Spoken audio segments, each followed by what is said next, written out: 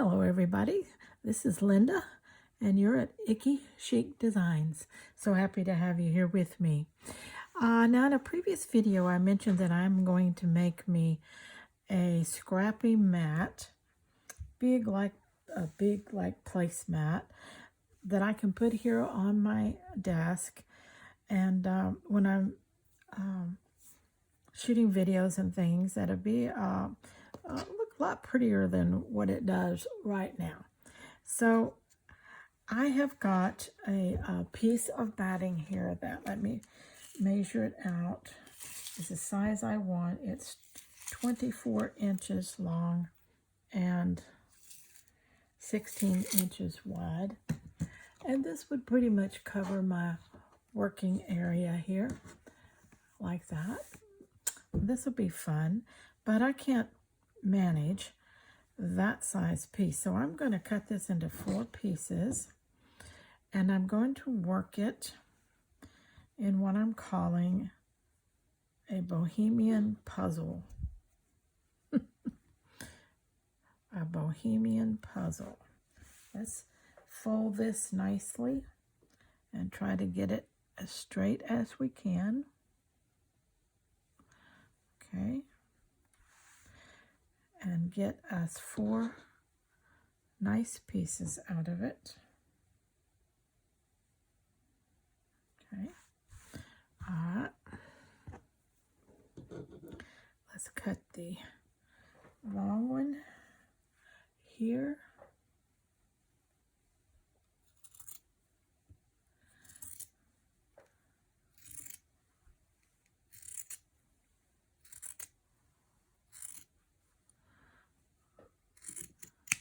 All right. Then we'll cut the 2 folds on the end.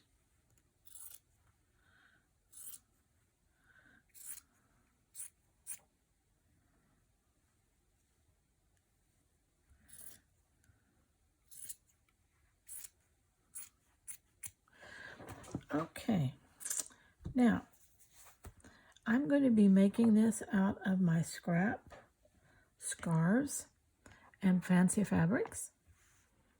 Okay, and I'm just going to make it a bohemian puzzle in the sense that we're going to start in the middle and we're just going to build it out. I believe that's the way I'm going to do it. We'll see. Let's start with number 1 here.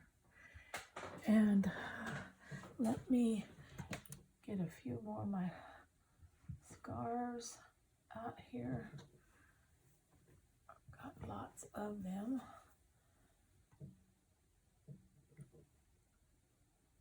It'd be nice to use up more of them. All right.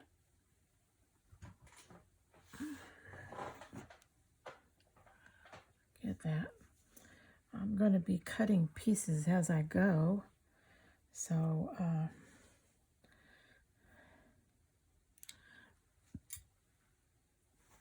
and they don't have to be exact. And some of them, if they're too sheer, I will be folding them to make them, you know, cover better, like this one.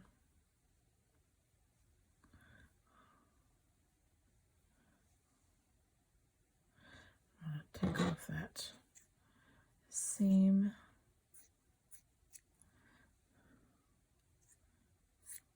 Okay.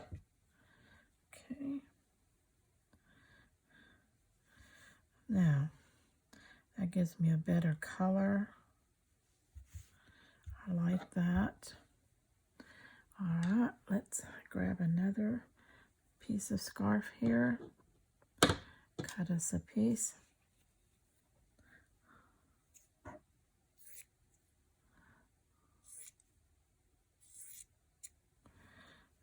Okay, I think he would do good folded also.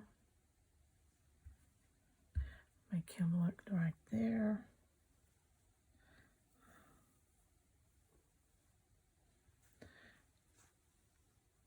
Okay, this is a pretty piece. We need to take off that seam. And that pretty much will cover if I leave it squunched up like that.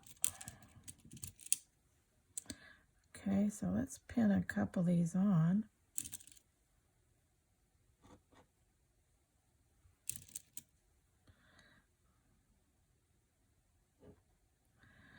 And I haven't exactly decided, you know, everything about this yet.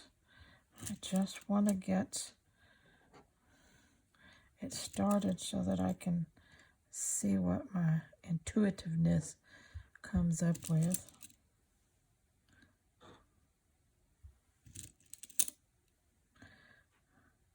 I'm thinking about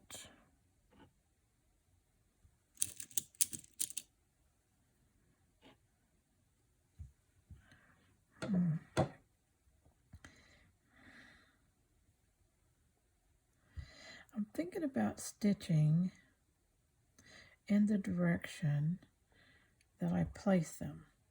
You know, I haven't tried doing it that way before, but that might be kind of interesting.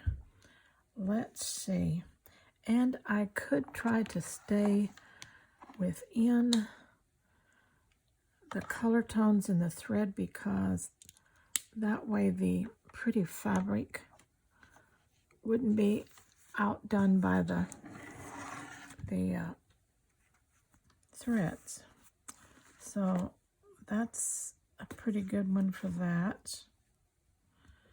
And I could just use a cream for that. I think I have one started over here already, or kind of this yellow. I could do that. And then I need this green, which is a very light green. That's too yellow. That's too green.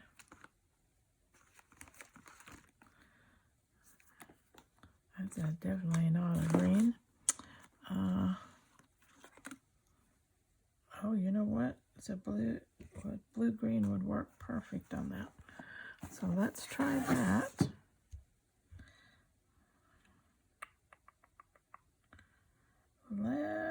Let's see what I want to do here. Let's start with the yellow.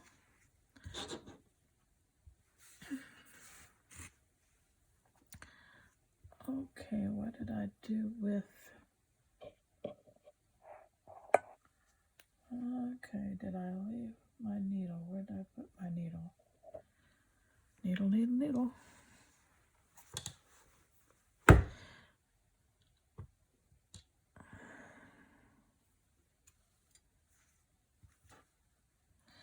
There it is. All right. And I am going to make me also a bigger pin cushion. So I'll make one of these, and then I'll switch and make my pin cushion probably. Then I'll come back because I have 4 of these to finish the mat. Let's get this yellow started. I believe I can use everything that's on here. It's not that long. Okay.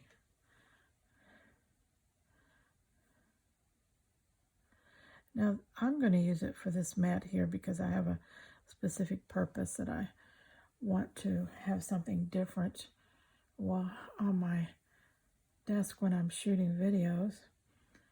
But you could take the same principle and make mats for your tables, place mats for your dinner table, things like that, or just big mats for your coffee table, or side tables, or dressers, or whatever.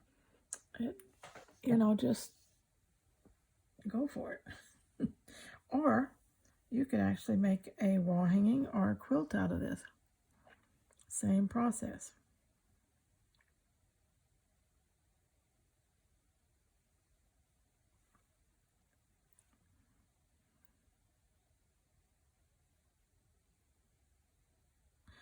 Well, come on, where's the hole? There it is. Now,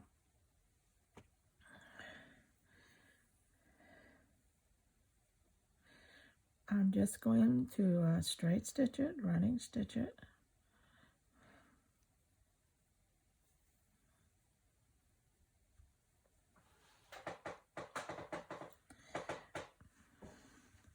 And we'll just,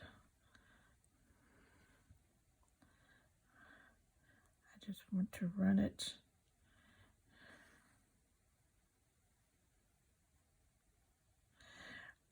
kind of down close to the edge, even though I know that I'm going to be putting it, something else across it.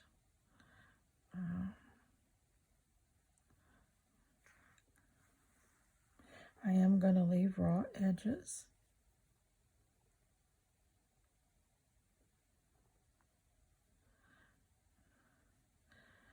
Unless it's a fabric that frays so badly that I cannot do that. So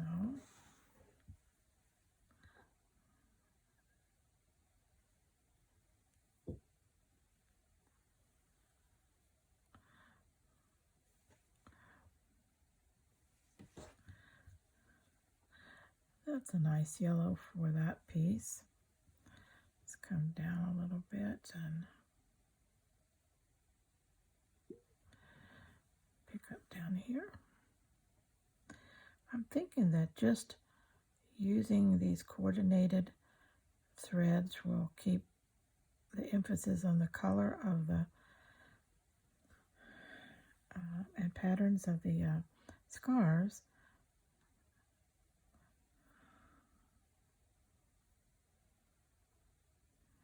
Since they are very pretty in themselves. I have lots of scarves. Well, I have lots of other fabrics too, but these are just so pretty and colorful.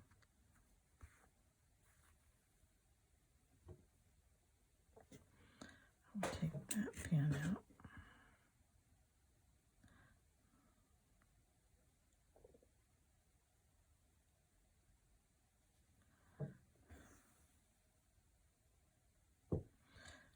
Okay.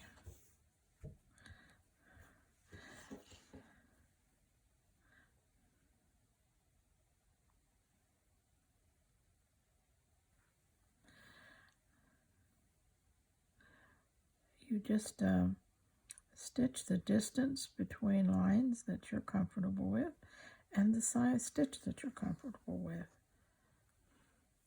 We all don't stitch the same.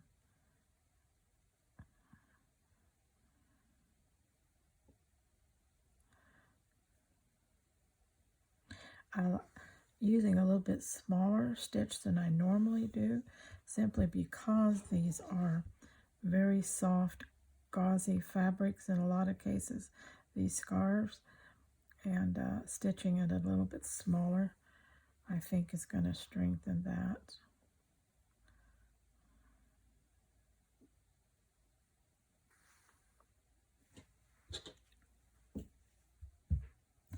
Now what fairly good size scraps that I'm cutting off these scarves. I don't want them real tiny, but I don't, want them huge either.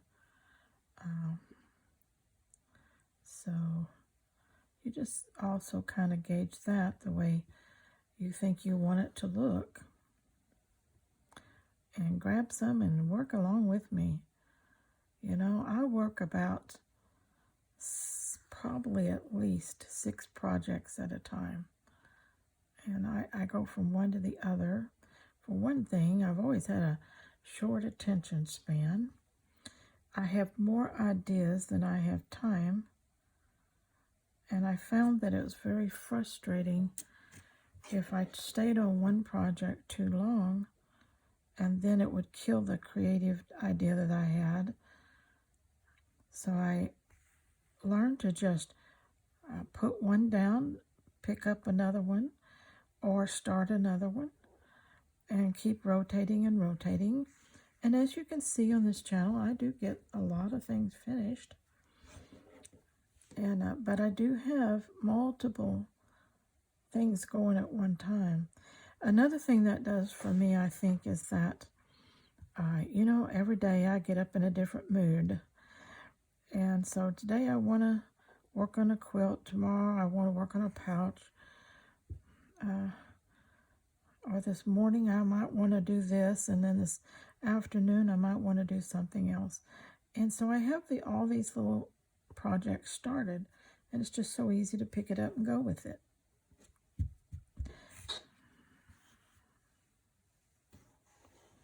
Doesn't that look pretty already? Sure does.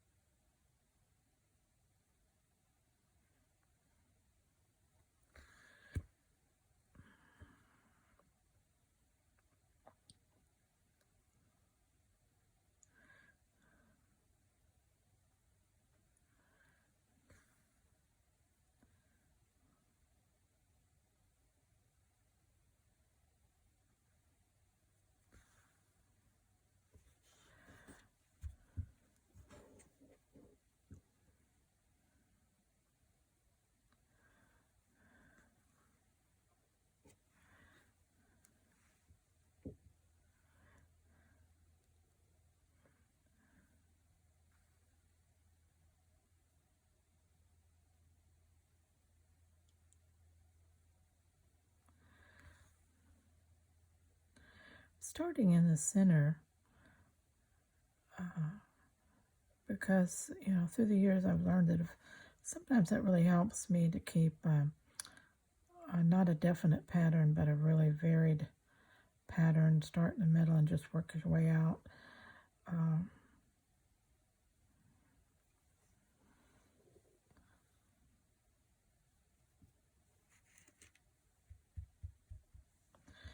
Okay, I'm going to be switching colors now.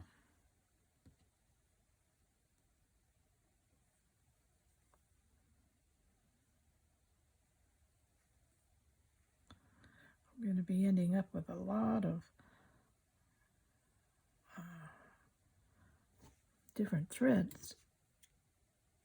I can tell. Some of them, if they're not got enough length on it, will go in my thread thing. Okay.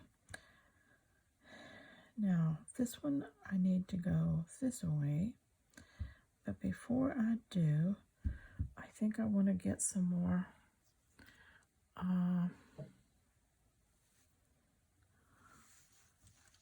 let's see here.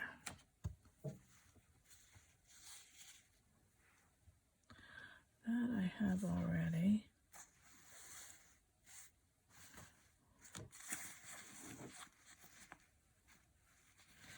Okay, I need a different color.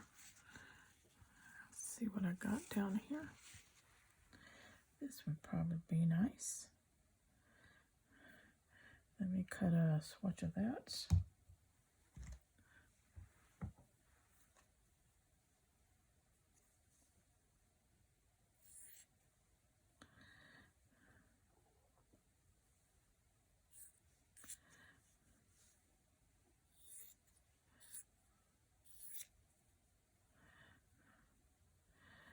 And let's see how this is probably going to need to be folded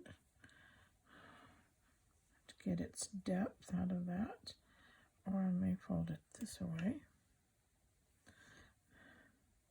I can even wrap it in the sense that, okay, let's fold it in just a ooch. Fold it in over here just an ooch.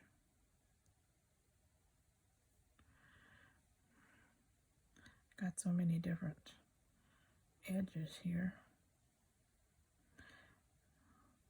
Then I'm going to take this one and fold it in.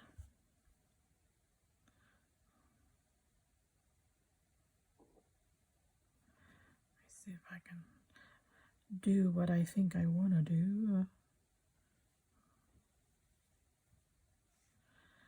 If I can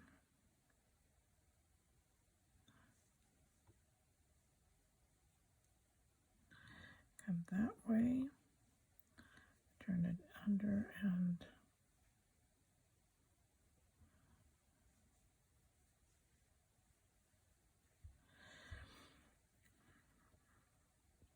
it's okay, but it's too much of the dark.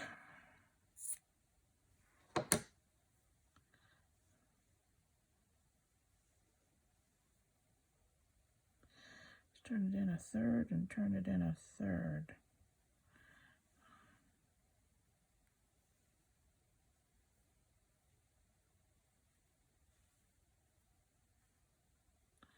Cover that edge and cover that edge.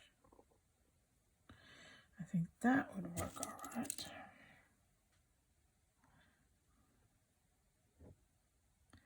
Get that one down.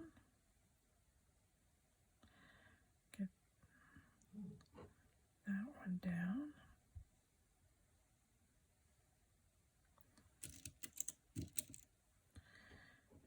This one. Now we need, that would look pretty there, I think. Let's cut us a piece of that. This one's fraying badly on this side and this side. So let's just do it in a little bit of a third fold here. Let's do this one and this one. Just manipulate that fabric till you get it the way you want it.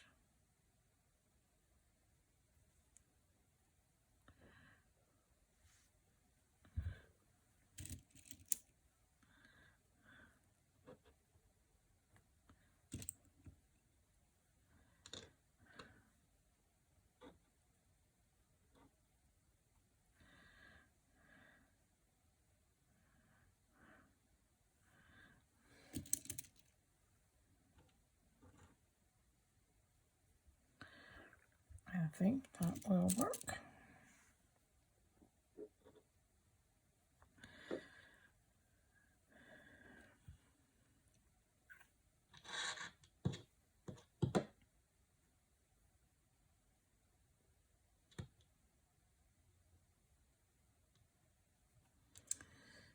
Okay, we were going to do this one.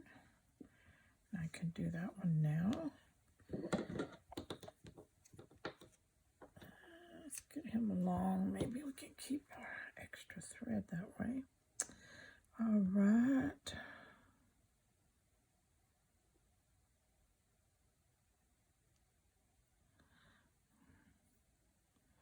Okay, let's go down here and I think that works pretty good.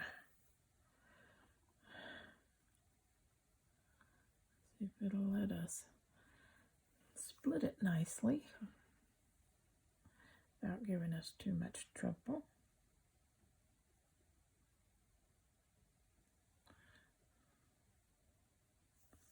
Some threads do and some don't.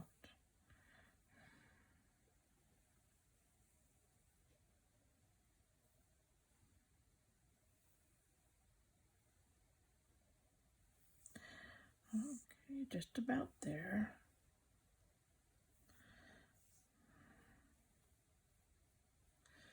All right, ready to thread up a needle. And I could use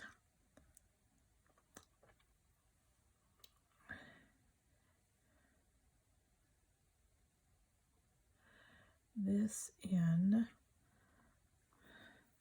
2 places.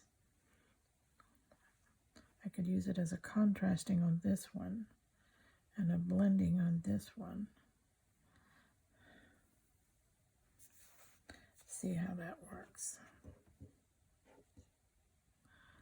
Okay. We want to keep it going. What I'm going to do first, since I have a raw edge, is I'm going to do a little overcast. Just enough to protect that little edge.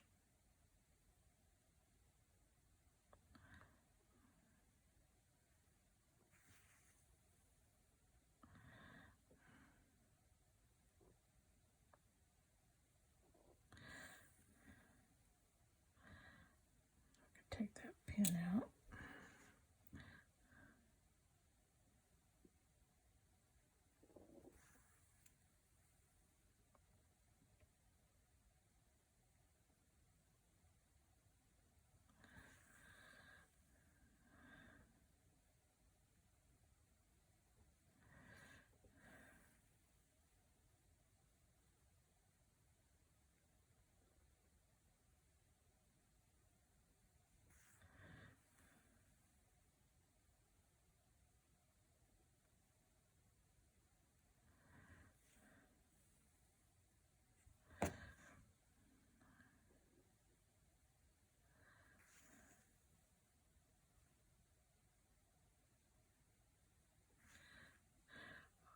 Because the thread blends so well, you won't really see that I have overcast this edge once I get the other stitching on.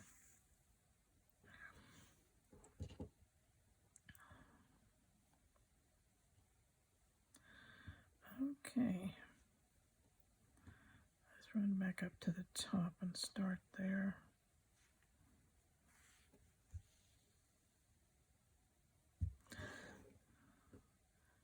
Get one stitch in there. Okay.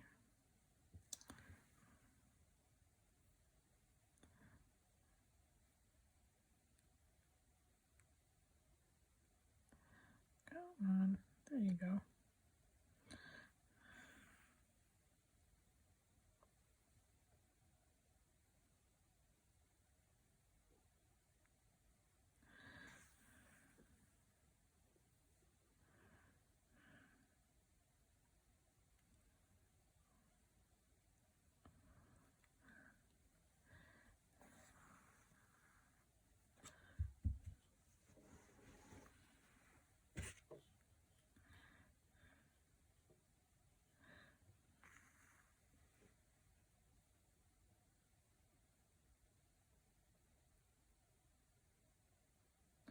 I was talking about how I run, at least 6 projects at a time, sometimes more.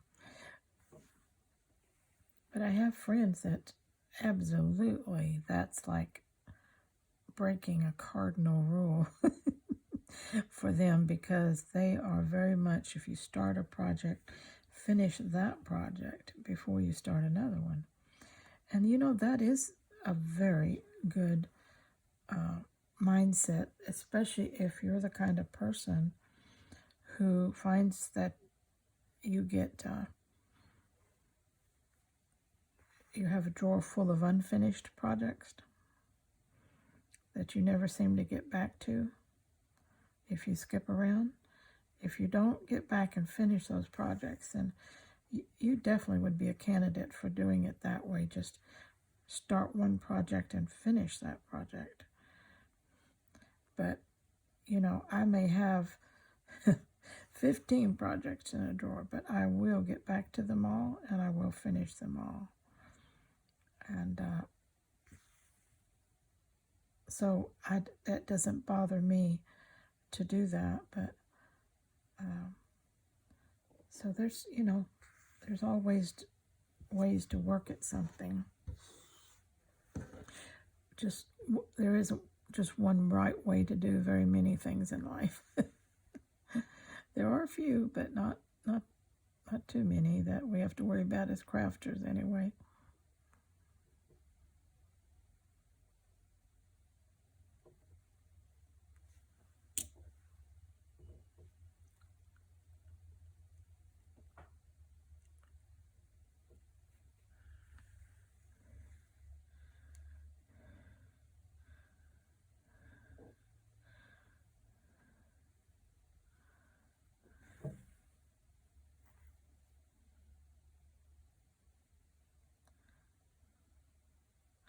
what's your favorite flower?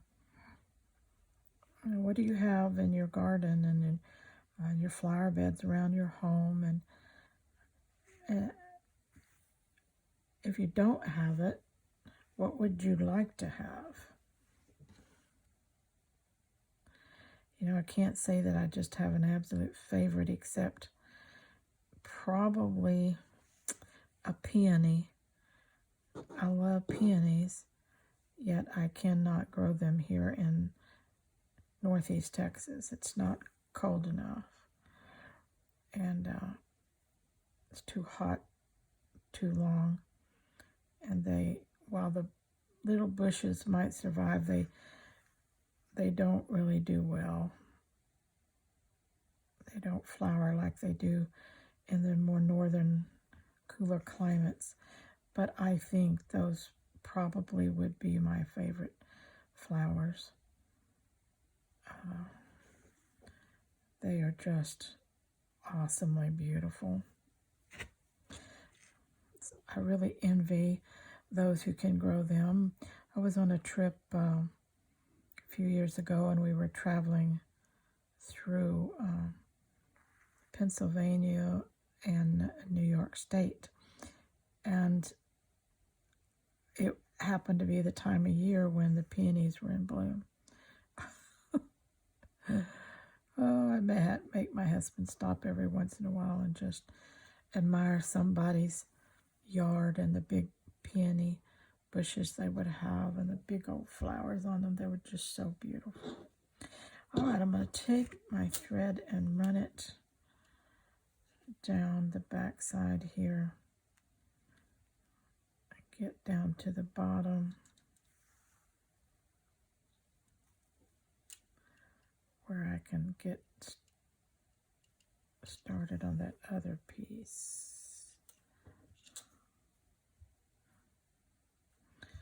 Okay, now we're going to run this one the direction it's running.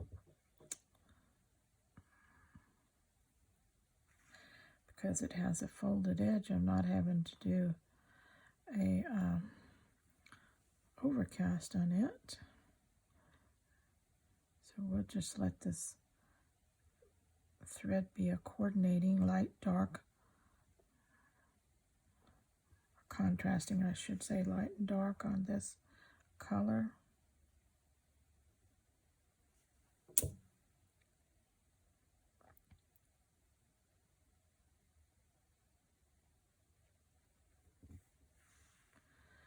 I think this is going to look pretty. It's definitely going to look prettier than just my brown desk.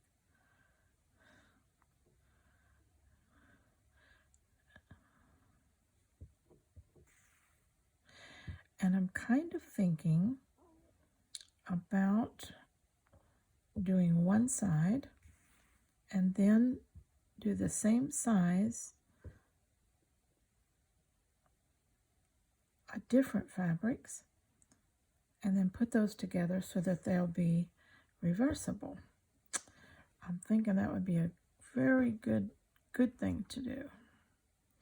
So it may take me a while to finish this project, but I definitely want to do it. Put the scarves on one side, maybe the cottons fabrics on the other, and have just a different look.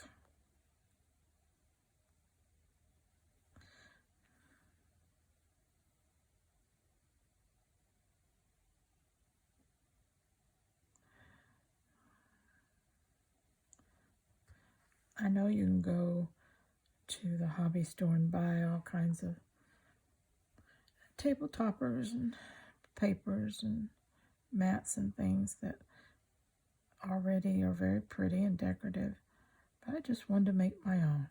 Isn't that what stitching and crafting is all about?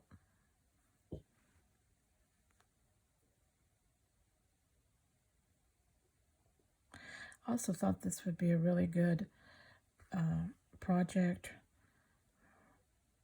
to make longer videos, so I can sit here and stitch a while, and longer videos for those of you who just enjoy having company while you're stitching. And you want to put something on that lasts a while. Now, it's not a 10-minute video, but 45 minutes, an hour or more. And just enjoy stitching together.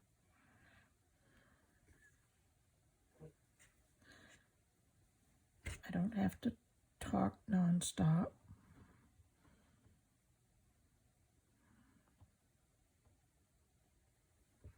Sometimes the best friends you have are those that you can stay quiet with.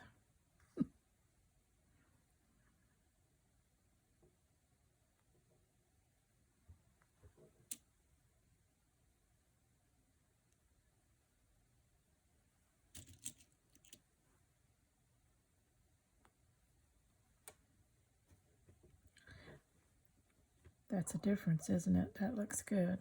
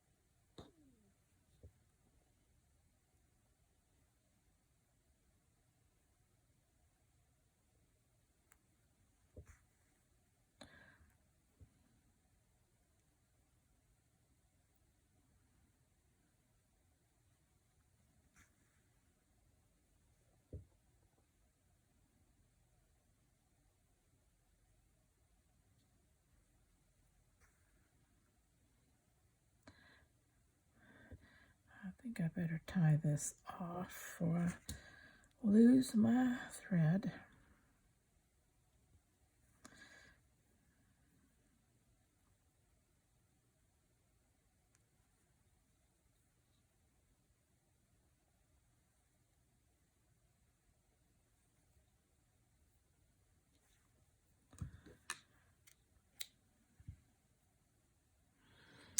What do y'all think? Do you think a reversible would be a good... I do. Okay, that's looking good. If we go too much further, we might find us a piece to put in there. It's a piece of fancy fabric I could cut.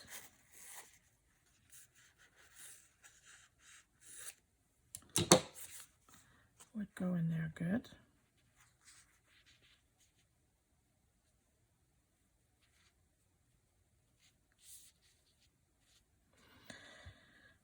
Now let me explain something I'm going to do here. So since I have 4 of these to put together, I do not want to put them together with sashing. I want it to end up looking like just one piece of cloth that's worked. So in order to do that, I know in advance that when I join my pieces together, one side needs to have overlapping fabrics, okay, so that it will look like, you know, these things just went together. I can leave overlapping fabrics, and then if I need to, I can come back and add a fabric or two to get the look that I want. So if you see me not going up to the edge, but not all the way, you'll know what I'm doing with that.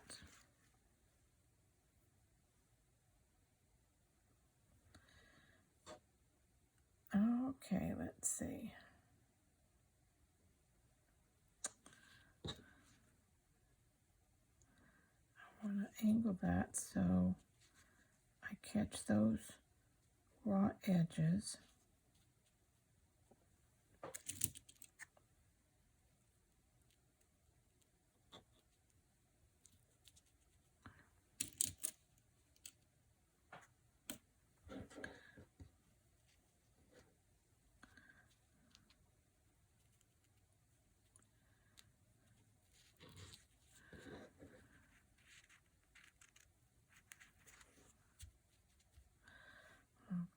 I think that will work.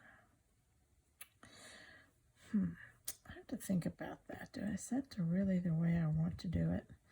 It wouldn't be so bad to have a sashing on there.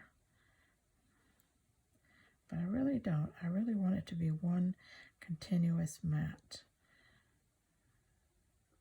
So that's how I'm going to do it.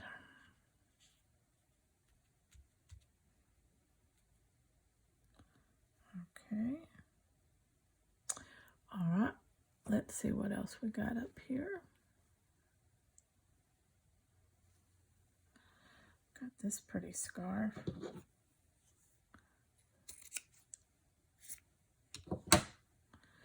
Now this has the loosed weave, but we can always fold that and get us a pretty solid piece.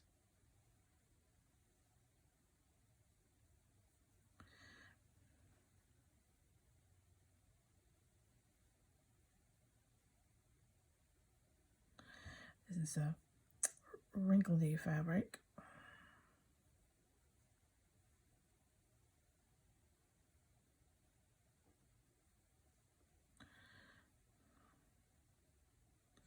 How do I want to do this?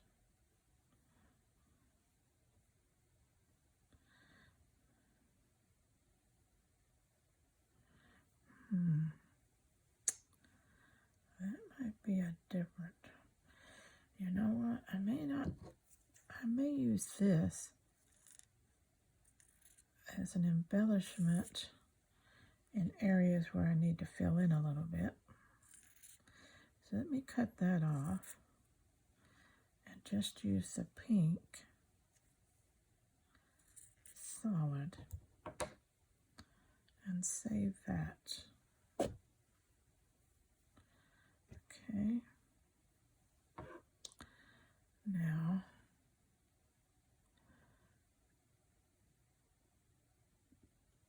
if I leave that overhanging up there,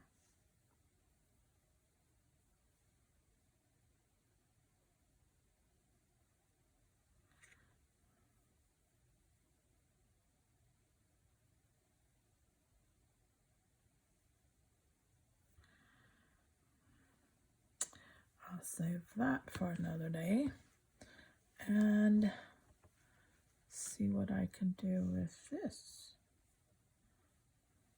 over here.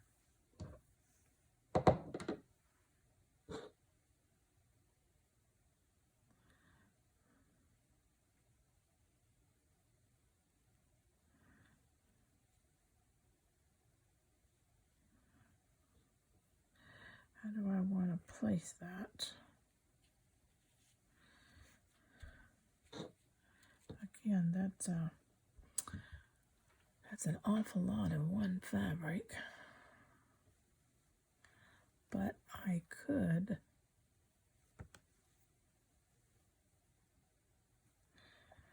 break it up with something decorative on top of it. Maybe that's where I could put this.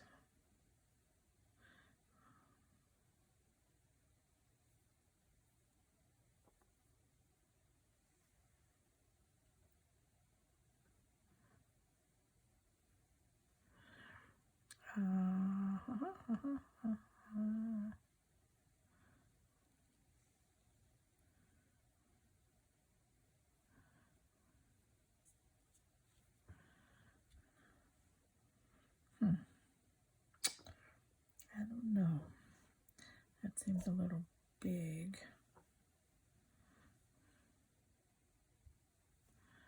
But something like that might not be too bad.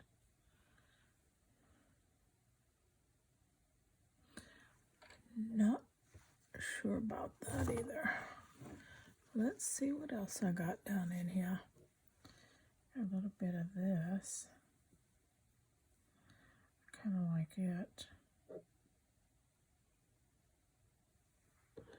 That one needs to go over there like that. And then what if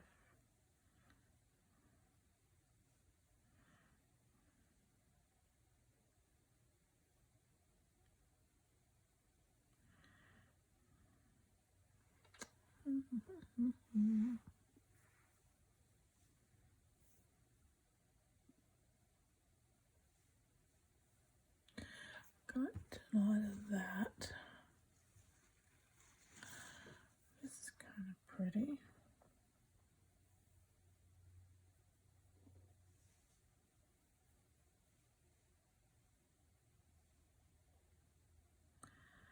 That would be very nice. Draped in and around that. Okay.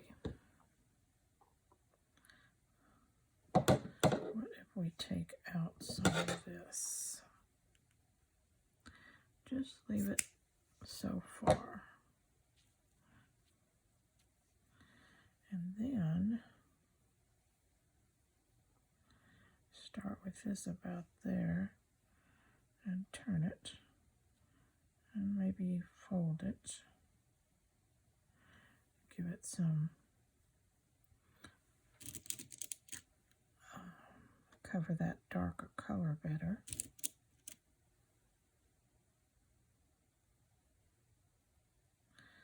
Where is, there it is. There it is. Could feel it, I couldn't see it.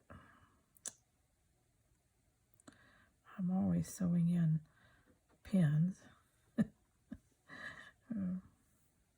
You know, the thing is if I wanted to do it, I probably couldn't get it done. But if I don't want to do it, man, I can hide them so well.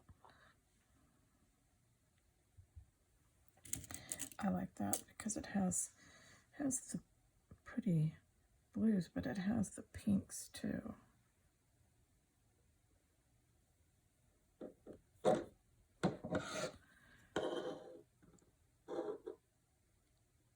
Let's see if I do this. I could leave it on. Do this one on two sides. That would make it the bottom left. Okay, that makes sense.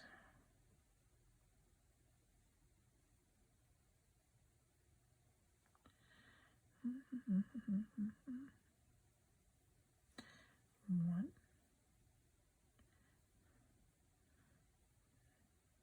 two, three.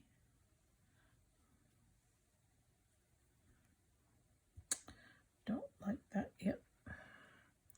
We'll play with this other stuff first.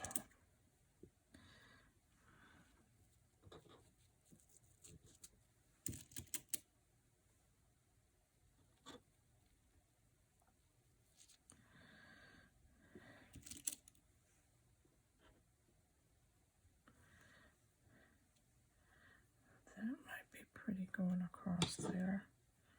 Let's see if I can make that happen.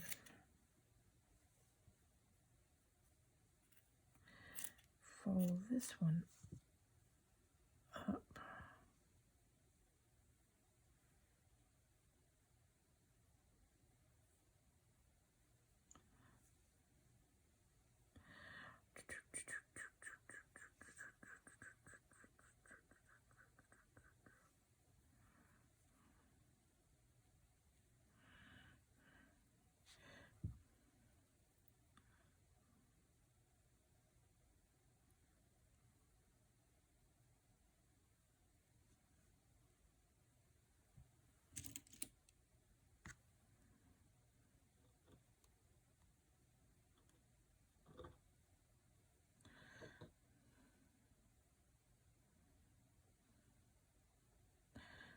Twist it and see what happens.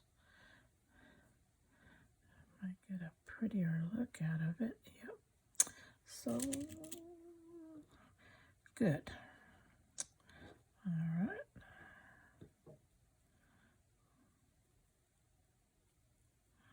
And what is that one under there? Yep.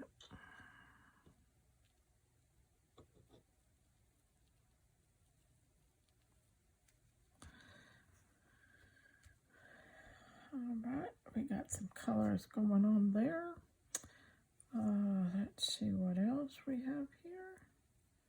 I have this little dooflitchy here. I don't know what it is. It just wants to be in the show.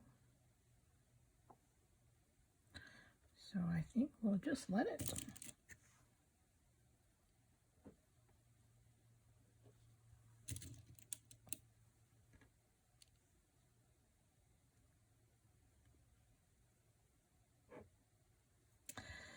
Still not happy with that. Let's get it out of there. It auditioned but didn't make the cut. Okay.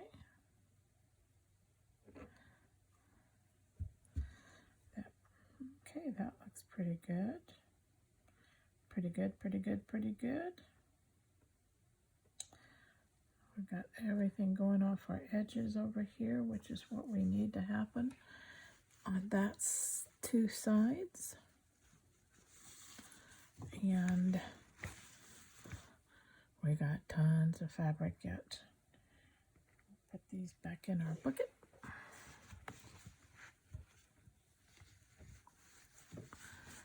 And turn the bucket upside down and around. See what else is in here.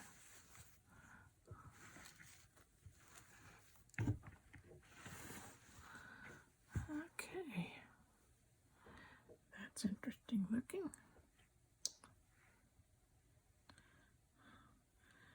That might be a nice piece to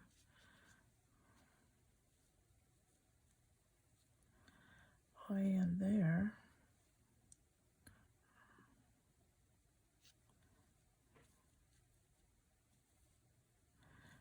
Come out just a little bit into that.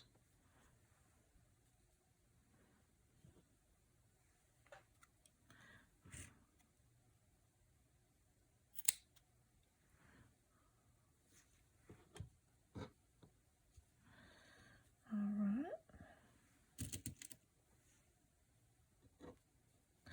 As you can see, I'm trying to do a little embellishing as I go, which means in this case a little additional layering, texturizing,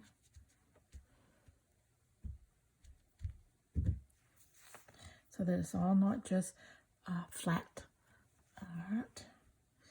Okay, we're going to hold this video here, and we'll be back. This is my table topper that I'm working on. I'm just doing hand stitching it because I want to see the hand stitching. Otherwise, if I was in a hurry, I'd just machine quilt it down. It's on batting. Okay, I've got everything on here. Let's see, two pieces here on this piece. And remember, I'm going to be attaching and overlapping. So this I put on here as the bottom left. So this one will go here, and there'll be 3 more pieces to make up the big table topper. Okay, it'll be a kind of a rectangle, a little bit longer than it is wide. So I have the hangovers on these 2 sides. Let me show you how that will work. I will be attaching my batting from the back side, and you've seen me probably in other videos attach it this way, but simply doing a whip stitch that attaches that batting to the other one up nice like that. And then when you turn it over, see if I can get these close here. Those will line up with each other like that. And the part that lays over then will continue the pattern. I will be working this one up to about there, and then put it together and then fill in what I need to. And that will give me a piece of fabric that looks like it's all one piece. There's no sashing in here. You won't be able to tell what size the sections were. It would look like one piece. Then I will do the same thing on the 2 pieces on this side until I get that finished, okay? Then I will decide how I'm going to back it and bind it, whether I'm going to make a reversible backing or just a stitched backing, or I'll just have to figure that one out when I get there. And then I will do a binding on it, okay?